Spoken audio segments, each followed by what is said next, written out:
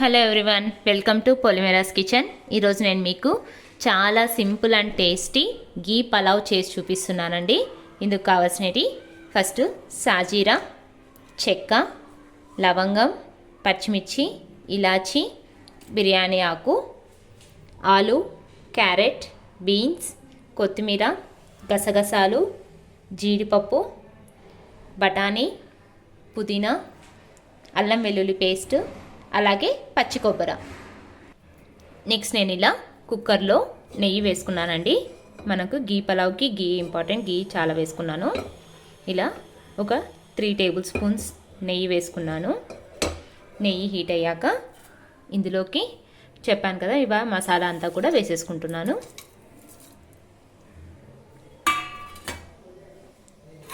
కొద్దిగా మసాలా ఐటమ్స్ అనేది కూడా హీట్ అవ్వాలి. కొద్దిగా ఫ్రై అయిన తర్వాత చూడండి, మసాలా ఐటమ్స్ అన్నీ ఫ్రై అయ్యాక మనము ఇందులోకి కొద్దిగా అల్లం వెల్లుల్లి పేస్ట్ యాడ్ చేసుకోవాలి. నెక్స్ట్ ఇందులోకి మనం కట్ చేసి పెట్టుకున్న బీన్స్, బఠానీ,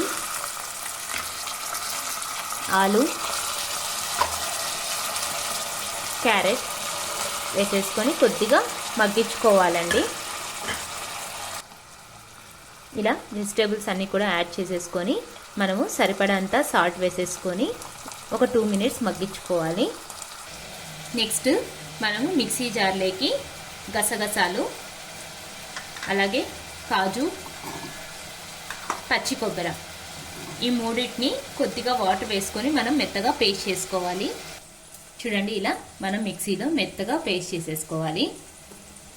నెక్స్ట్ నేను ఆల్రెడీ వెజిటేబుల్స్ వేసుకొని ఒక 2 మినిట్స్ ఇలా కుక్ చేసుకున్నాను కదా, ఇందులోకి ఈ పేస్ట్ అంతా కూడా వేసేసుకోవాలి. చూడండి, నేను రైస్కి సరిపడంత వాటర్ వేసేసుకున్నాను. వాటర్ వేసుకున్నాక ఆల్రెడీ నేను 1 అవర్ నానబెట్టుకున్న రైస్ వేసేసుకుంటున్నాను.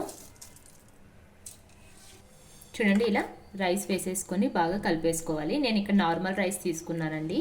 మీకు కావాలంటే బాస్మతి రైస్ కూడా చేసుకోవచ్చు. నేను ఇక్కడ నార్మల్ రైస్తో చేస్తున్నాను.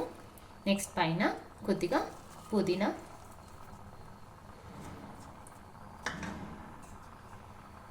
అలాగే కొత్తిమీర, ఇవి 2 వేసుకొని మనం కుక్కర్ క్లోజ్ చేసుకొని ఒక విజిల్ వచ్చేంత వరకు కుక్ చేసేసుకోవాలి. చూడండి, నేను ఇలా 1 విజిల్ వచ్చేంత వరకు ఇలా పెట్టేసుకున్నాను. అంతే అండి, చాలా సింపుల్ అండ్ హెల్దీ మనకి గీ పలావ్ అనేది రెడీ అవుతుంది. చూడండి, ఇలా పొడి పొడిగా నేను 1 కప్పు రైస్కి 1.5 కప్ వాటర్ వేసుకున్నాను. ఇలా మనకి పొడి పొడిగా రైస్ అనేది రెడీ అవుతుంది.